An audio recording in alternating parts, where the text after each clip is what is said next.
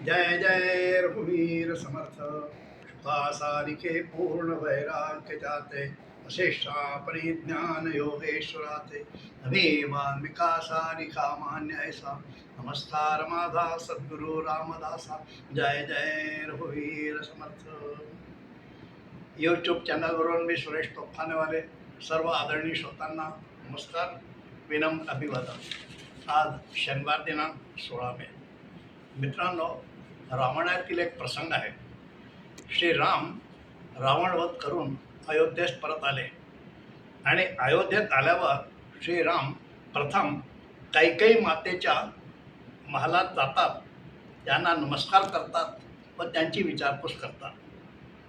त्यावर लक्ष्मण श्रीरामाला म्हणाला, दादा, तुझी आई तर कौशल्य आहे, तू आधी तिला भेटायचे होते. त्यावर श्रीराम म्हणाले, लक्ष्मणा, कौशल्य मातेने मला जन्म दिला आणि मला हे जग दाखविले, पण कैकेयी मातेने राम काय आहे हे जगाला दाखविले. असे रामाचे उत्तर. रामाचे महत्त्व यातून कळून येते, असे रामाचे उदात्त विचार आहे. आज रामायणातील एक प्रसंग आजचा माझा चिंतनाचा विषय आहे. मित्रांनो, महाराज दशरथांनी पुत्र कामेष्टी यज्ञ केला होता आणि तो यज्ञ झाल्यावर यज्ञपुरुष प्रसन्न झाले आणि त्यांना पायस म्हणून प्रसाद महाराज दशरथांना दिला. त्या प्रसादामुळे त्यांना 4 पुत्र प्राप्त झाले आणि ते 4 पुत्र श्रीराम, लक्ष्मण, भरत आणि शत्रुघ्न. श्रीराम सर्वात मोठे आहेत आणि शत्रुघ्न सगळ्यात लहान आहे. या 4 पुत्रांचे नामकरण कुलगुरू महर्षी वसिष्ठ यांनी केले आहे. सुमित्राचे लहान पुत्र शत्रुघ्न आणि याचे नाव शत्रुघ्न ठेवले. याचा अर्थ होतो की तो शत्रूचा नाश करतो आणि फक्त शत्रूचाच नाश नाही, तर नुसत्या त्याच्या स्मरणाने, शत्रुघ्नाच्या स्मरणाने शत्रूचा नाश होतो. म्हणूनच संत तुलसीदासांनी म्हटले आहे, जाके सुमिरन ते रिपु नासा. रामायणामध्ये आपण पाहतो रामाचा उल्लेख सगळ्यात अधिक आहेतच, अर्थात लक्ष्मण आहे, भरत आहे, पण शत्रुघ्नाचा उल्लेख फार कमी येतो. त्याचा नावाचा फार कमी उल्लेख आहे. त्याचं पुष्कळशे लोक म्हणतात शत्रुघ्न ते काहीच केलं नाही.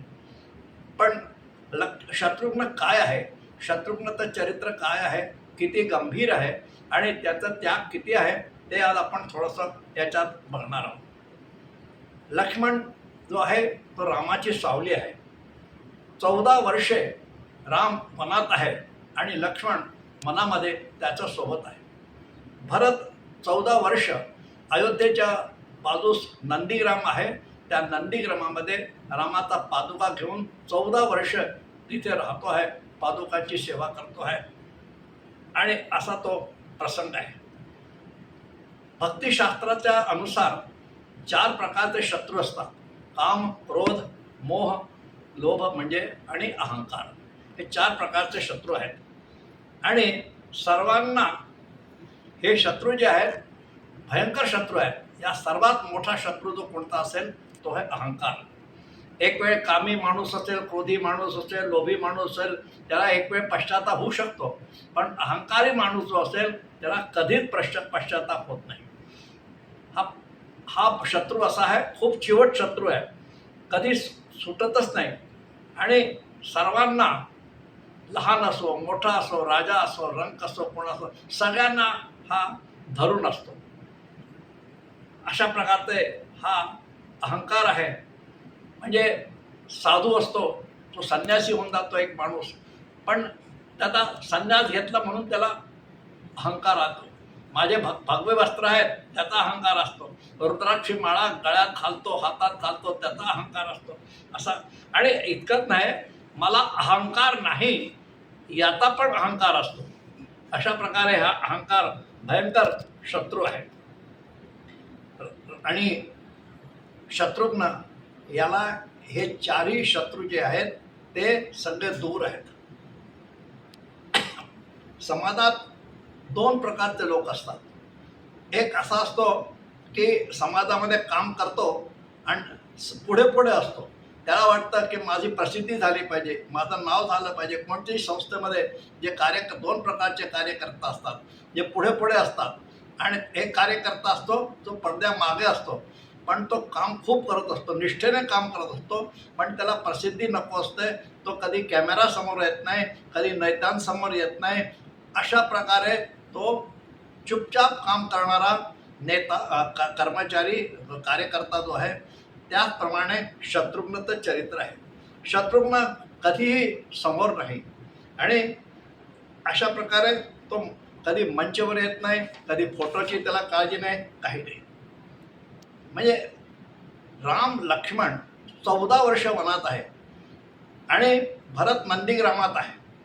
आता तुम्ही विचार करा, वडील स्वर्गवासी झाले आहेत, अयोध्येत कोण वारस आहे, अयोध्येत राजा नाही आहे 14 वर्ष, आणि अयोध्येला कोण सांभाळलेलं आहे? या शत्रुघ्नांनी 14 वर्ष अयोध्येला सांभाळलं आहे, राजकारभार पाहिलेला आहे.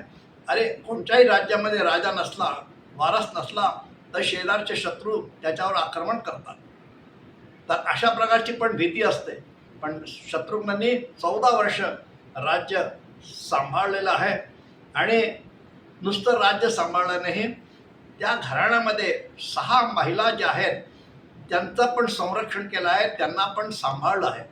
कौशल्य माता अश्रुपात करते आहे बिचारी. 14 वर्ष तिने अश्रुपात केला आहे, तिला सांभाळलं आहे. प्रत्येक स्त्रीची, प्रत्येक महिलेची प्रवृत्ती जी आहे ती वेगळी आहे आणि त्यांना सगळ्यांना सांभाळून आहे. काही आहे अंतःकरणातून दुःखी आहे, तिला पश्चाताप झालेला आहे आणि ती अंतःकरणामध्ये दुःखी असल्यामुळे पश्चातापासून अगदी वाळून गेलेली आहे. आणि शत्रुघ्न या आपल्या मातांची सेवा करतात. लक्ष्मण पत्नी उर्मिला डोळे अश्रूंनी भरलेले आहेत, पण ते डोळे ते अश्रू वाहत नाही. मांडवी आहे भरतची पत्नी. भरत जवळच आहे, नंदीग्रामामध्ये, अयोध्येच्या जवळच, पण ती आपल्या नवऱ्याला भरताला भेटायला जाऊ शकत नाही. कारण भरताने सांगितलं आहे की तू तिथेच राहत आहे, तेही यायचं नाही. अशा प्रकारचे हे सगळ्या महिलांना सांभाळणं सोपं नाही आणि राज्यावर आक्रमण होऊ शकतं कोणी राजा नसल्याने. म्हणून राज्याला सुद्धा सांभाळलेलं, अयोध्येला सुद्धा सांभाळलं आहे. अशा प्रकारचे चरित्र भरताचे आहे, शत्रुघ्नाचे आहे. आणि इतकं असून सुद्धा, इतकं करून सुद्धा जेव्हा राम अयोध्येत येतात तेव्हा त्यांच्या स्वागतासाठी सर्वात पुढे कोण असतं? गुरुदेव वसिष्ठ हे पुढे असतात. त्याच्या मागे भरत असतो पादुका घेऊन, आणि शत्रुघ्नचा कुठे नावच नाही, कुठे उल्लेखच नाही. अशा प्रकारे म्हणजे कधीच पुढे नाही. असा प्रकारचे आपण पाहतो की एक मंदिर उभं असतं. मंदिरावरती आपण जाताना पायरीला नमस्कार करतो, तिथे जाऊन देवाला नमस्कार करतो आणि मंदिराकडे बघतो. मंदिरातले कलाकुसरी बघतो, त्याच्या भिंतीवरती जी कला असते ती बघतो, सगळं बघतो, शिखर बघतो, मंदिराचं सगळं बघतो. पण जे मंदिर ज्या दगडावर उभे आहे त्याचं आम्हाला कधी स्मरण होतं का? तो दगड जो आहे मंदिरातला, ज्याच्यामुळे हे मंदिर उभं आहे, त्याचं महत्त्व आहे. अशा प्रकारे शत्रुघ्नचं महत्त्व आहे. शत्रुघ्न जो आहे तो मंदिरातला दगडासारखा आहे, खाली आहे, पण त्याला कोणी विचारत. तर आपण जर ह्या मंदिरात जातो, पायरीला नमस्कार करतो, त्याचप्रमाणे रामायणात जेव्हा आपण जातो, रामायण जेव्हा शिरतो, वाचायला सुरुवात करतो, आधी शत्रुघ्नाला स्मरण करावं, त्यांना वंदन करावं. अशा प्रकारे आहे. एकदा म्हणजे अंतःकरणाने शत्रुघ्नाला काही नको आहे, अशा प्रकारचे शत्रुघ्नाचं चरित्र आहे. आणि मित्रांनो, राष्ट्र उभे राहते अशा लोकांच्यामुळे. अशा लोकांचे नाव कुठेही नसते, त्यांचा उल्लेख कुठे पण नसतो, समाचार पत्रामध्ये नाही, कुठे नाही. पण हेच लोक जे आहेत ते राष्ट्र उभे करतात आणि त्यांच्यामुळे सारी जनता जी आहे ते सुख होतात. अशा प्रकारचे शत्रुघ्नाचे जीवन चरित्र आहे. आपल्यातील शत्रू दूर करण्यासाठी आपल्या मध्ये जे शत्रू आहेत, काम क्रोध लोभ मोह आहे, अशा प्रकारचे शत्रू आहेत, त्यांना दूर करण्यासाठी आपण शत्रुघ्नाचे चरित्र पाहावे, त्यांचं चिंतन करावे, हे आवश्यक आहे. अशा प्रकारे मित्रांनो, आज आपण शत्रुघ्नाचे चरित्राचं संक्षिप्त चिंतन केलेलं आहे. आपणास आवडल्यास कृपया कमेंट्स करा, शेअर करा आणि माझ्या चॅनलला अधिकाधिक सबस्क्राईब करा. जय जय रघुवीर समर्थ श्री रामचंद्र भगवान की जय.